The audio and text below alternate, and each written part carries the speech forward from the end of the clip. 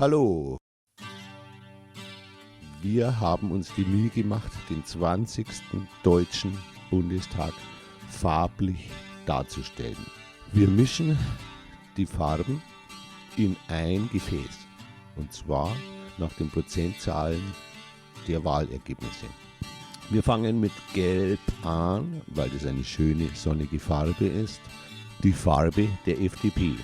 Mit 11,5% im Parlament vertreten, 92 Sitze, das haben wir umgerechnet in Milliliter. Gelb haben wir schon im Mischbecher und jetzt kommen wir zu Grün, weil Gelb und Grün natürlich auch eine positive, schöne, frische Farbe ergibt. Ja, die Grünen haben 14,8%. Und wir haben das wieder umgerechnet in Milliliter, mischen das jetzt im Mischbecher zusammen und sehen, was für ein Farbton dabei rauskommt. Wunderbar, als nächstes nehmen wir das Rot der SPD. Sie ist mit 25,7% die stärkste Partei im 20. Deutschen Bundestag im Parlament. Auch hier haben wir natürlich die Farbmenge angepasst und es kommt etwas mehr Rot in den Mischbecher.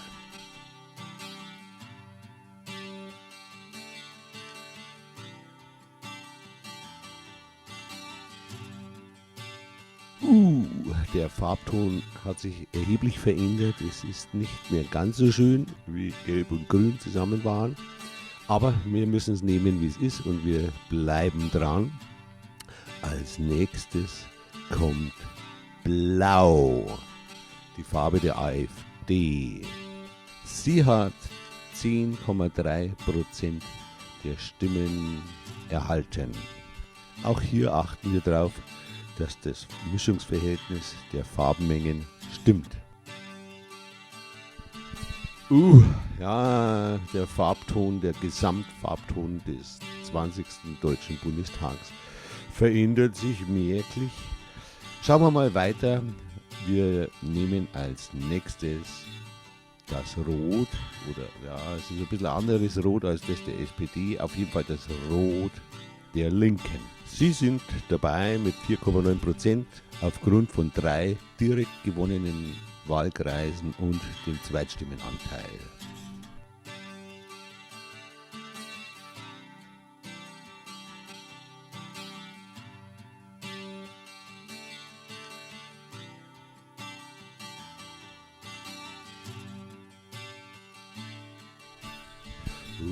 Farblich ist es natürlich auch bedenklich, was da rauskommt für den gesamten Deutschen Bundestag. Aber wir haben ja noch eine Partei, beziehungsweise zwei, die CDU und die CSU, die beide zusammen 24,1% der Stimmen, der Zweitstimmen erreicht haben.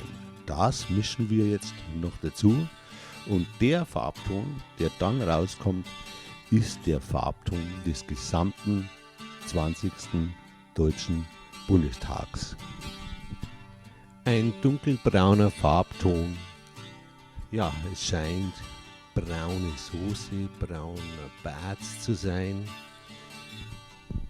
Man könnte zu der Erkenntnis kommen, keine Angst vor Braun. Braun ist schon lange da.